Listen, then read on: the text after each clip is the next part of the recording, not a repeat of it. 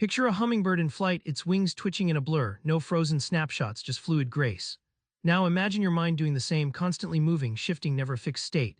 This is where Robert Port and Timothy Van Gelder's mind as motion kicks in, challenging the neat symbol-manipulating brain picture we all grew up with.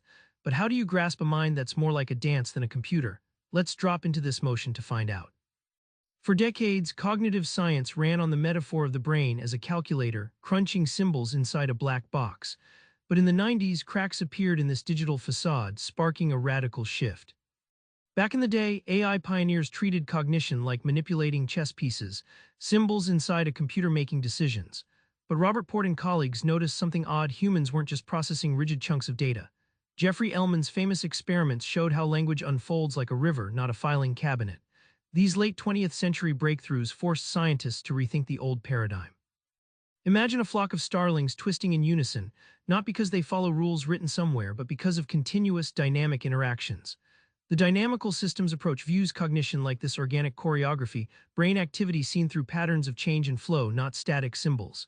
It's less code, more jazz improvisation on the spot, reacting and adapting in real time. This shift means cognition isn't a static program with if-then rules. It's a dynamic dance, constantly moving towards some state but never quite there. Decision-making, language, perception emerge from the ebb and flow of neural patterns. This revelation yanks us out of old comfort zones and into the messy, beautiful complexity of mind as motion, where thinking is forever a live event. It's one thing to talk theory, another to see it in action. Mind as motion dives deep into how this dynamic view unlocks mysteries from speech to motor control.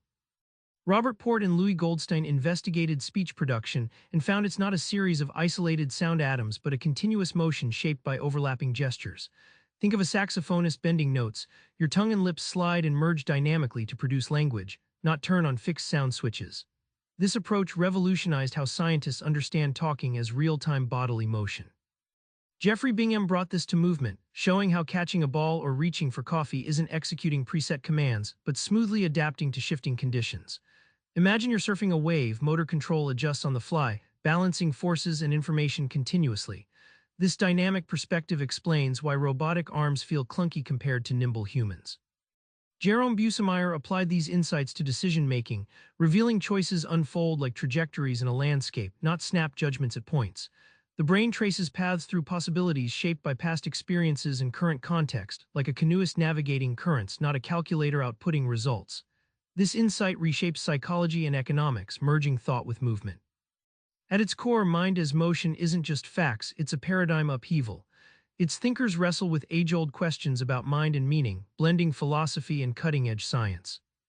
Jean Petitot and Robert Port argue philosophy's classic notions of mind, immutable, separate from body, don't hold up against dynamical models. Instead, cognition is an activity, a continuous becoming, not a thing you own or store.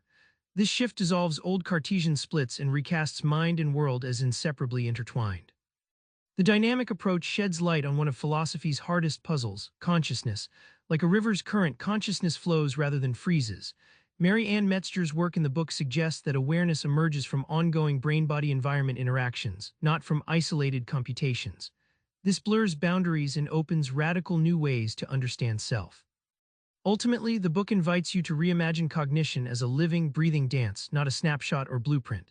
This view offers crucial takeaways for psychology, AI, and even our daily sense of thinking. Mind as motion is a call to embrace flow and complexity, moving closer to how minds actually move. Remember that hummingbird from the start. Your mind isn't a filing cabinet of facts, but a buzzing, swirling dance of unfolding moments, always in motion, adapting, shaping reality. Next time you get stuck in thought, imagine yourself like that bird, moving fluidly rather than grinding fixed gears. Try this, pick one everyday task and watch how your mind and body adjust dynamically in real time. It's motion over machine. Subscribe for more book summaries like this one.